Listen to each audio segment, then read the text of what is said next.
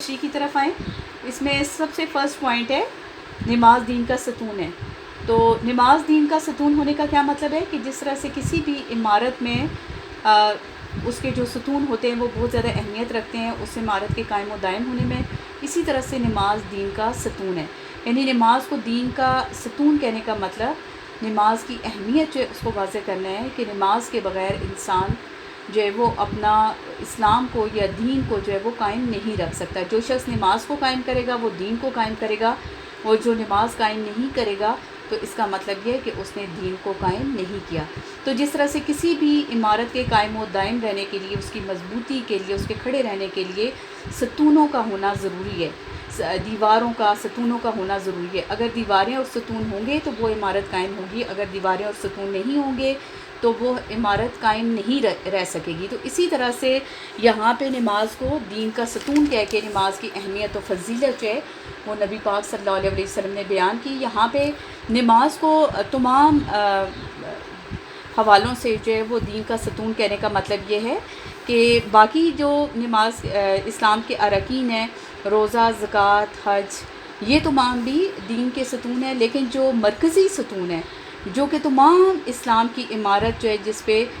جس کا دار و مدار ہے وہ نماز ہی ہے. اگر نماز قائم ہوگی تو باقی اراکین جو ہے ان کا قائم ہونا بھی ممکن ہوگا، اور باقی جتنے بھی اعمال ہیں ان کا سرزد ہونا، جو فرائض ہیں ان کا انسان سے سرزد ہونا جو ہے وہ ممکن ہو سکے گا. اور اگر نماز قائم نہیں ہوگی تو کسی بھی صورت میں دین کے باقی احکامات، باقی فرائض، باقی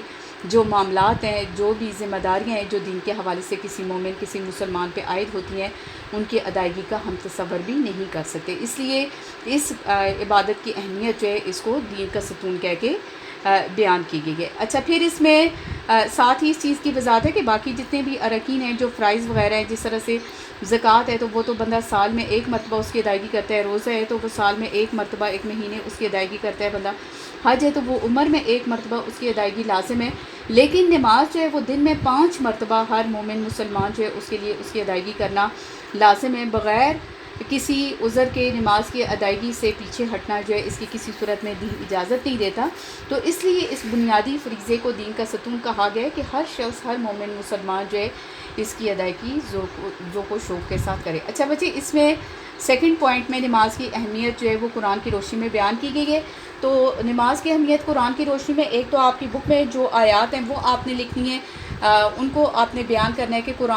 قرآن کریم میں کس طرح سے نماز کے حوالے سے تاکید اور تلقین کی گئی ہے. اس میں ایک پوائنٹ تو آپ یہ بھی لکھ سکتی ہیں کہ نماز کی ادائیگی کے حوالے سے قرآن پاک میں 700 سے زیادہ مرتبہ اس کی ادائیگی کی تاکید اور تلقین کی گئی ہے، اور اس کی ادائیگی کرنے والے لوگ جو ہے ان کے فضائل بیان کیے گئے ہیں، ان کے درجات اور ان کا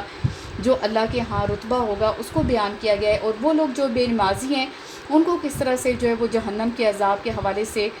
پیشن گوئی کی گئی ہے. تو آپ کی بک میں جو آیات ہیں پہلے تو آپ وہ لکھیں گی کہ یہ کتاب پرہیزگاروں کے لیے اور ہدایت ہے جو غیب پر ایمان لاتے ہیں اور نماز قائم کرتے ہیں اور اللہ کے دیے ہوئے رزق میں سے خرچ کرتے ہیں. اور اسی طرح سے دوسری جو آپ کی بک میں آیت ہے کہ نماز قائم کرو اور زکوٰۃ دو اور رکوع کرنے والوں کے ساتھ شریک رکوع و سجود ہو جاؤ. یہ 2 آیات تو آپ کے اس پوائنٹ کے ساتھ ہیں. باقی آیات ایکسٹرا آپ نے اس میں ایڈ کرنی ہے کہ بے شک نماز اللہ تعالیٰ فرماتا ہے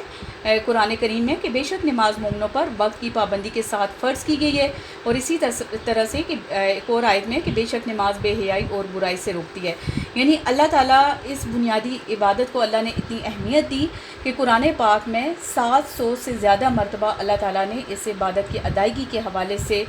بہت زیادہ تاکید کی ہے. اور وہ لوگ جو ادائیگی کرنے والے ہیں ان کے فضائل بیان کیے ہیں. وہ لوگ جو نماز کی ادائیگی نہیں کرتے تو ان لوگوں کے لیے تنبیہ ان کو کرنے کے لیے آخرت کے عذاب سے انہیں ڈرایا، اور جہنم کی آگ یا جہنم کا عذاب جو ہے اس کی پیشن گوئی اس میں مختلف احکامات کے حوالے سے کی گئی ہے تاکہ لوگ نماز کی پابندی کریں. اچھا، پھر اس میں نماز کی اہمیت جو ہے وہ احادیث کی روشنی میں آپ کی بک میں یہ اگلا پوائنٹ ہے. تو بیٹا آپ کی بک میں جو احادیث ہیں پہلے تو آپ نے وہ بیان کرنی ہے کہ ایک عبداللہ بن مسعود کہتے ہیں کہ ایک صاحب نے عرض کیا کہ اعمال میں سب سے زیادہ اللہ کے نزدیک محبوب کیا ہے؟ تو انہوں نے نبی پاک صلی اللہ علیہ وسلم نے، یعنی انسان کے اعمال میں سب سے زیادہ اللہ کے نزدیک جو پسندیدہ بات ہے، جو بھی نیکی ہے، جو بھی عمل ہے، جو بھی انسان کا فعل ہے، اس میں سب سے زیادہ اللہ تعالیٰ کو کون سی چیز پسند ہے؟ تو نبی پاک صلی اللہ علیہ وسلم نے فرمایا وقت پر نماز کی ادائیگی کرنا۔ تو پھر وہ کہتے ہیں کہ پھر پوچھا گیا اس کے بعد، تو نبی پاک صلی اللہ علیہ وسلم نے فرمایا ماں باپ کے ساتھ نیکی کرنا۔ پھر اس کے بعد پوچھا گیا تو آپ نے فرمایا کہ اللہ کی راہ میں جہاد کرنا، یعنی نماز کو کتنی زیادہ کہ والدین کی خدمت اللہ تعالیٰ کے نزدیک کتنی بڑی بات ہے کہ اللہ تعالیٰ نے سورہ بنی اسرائیل میں اپنی عبادت کے بعد فوراً والدین کی اطاعت کا حکم دیا، لیکن اعمال میں جو عمل اللہ تعالیٰ کو سب سے زیادہ پسند ہے، عبادات میں جو عمل اللہ تعالیٰ کو سب سے زیادہ پسند ہے، وہ وقت پر نماز کی ادائیگی کرنا۔ پھر اسی طرح سے یہاں پہ جو ہے ایک اور حدیث کا حوالہ ہے کہ نبی پاک صلی اللہ علیہ وسلم جو ہے وہ فرماتے ہیں کہ نماز مومن اور کافر میں فرق کرنے والی چیز ہے، اور اسی طرح سے ایکسٹرا جو ایڈیشن کرنا ہے آپ نے کہ نماز مومن کی معراج ہے اور نماز جنت کی کنجی ہے۔ اور ایک اور حدیث کا حوالہ ہے کہ جس نے جان بوجھ کے نماز ترک کی اس نے کافرانہ روش اختیار کی، یعنی یہ تمام احادیث آپ نے بیان کرنی ہے کہ نبی پاک صلی اللہ علیہ وسلم نے کس طرح سے نماز کی ادائیگی کے حوالے سے تاکید اور تلقین کی ہے۔ اور نماز کی اہمیت اس بات سے بھی ظاہر ہوتی ہے کہ کہا جاتا ہے کہ جب نبی پاک صلی اللہ علیہ وسلم کا آخری وقت تھا تو ان کی زبان پہ جو آخری کلمات تھے اس میں اپنی امت کے حوالے سے امتی امتی اور غلاموں کے حوالے سے اور نماز کے حوالے سے آپ کی زبان سے بار بار کلمات جو ہے ان کی ادائیگی ہو رہی تھی اور بار بار کلمات نکل رہے تھے، اور اسی بات سے نماز کی اہمیت جو ہے وہ واضح ہوتی ہے۔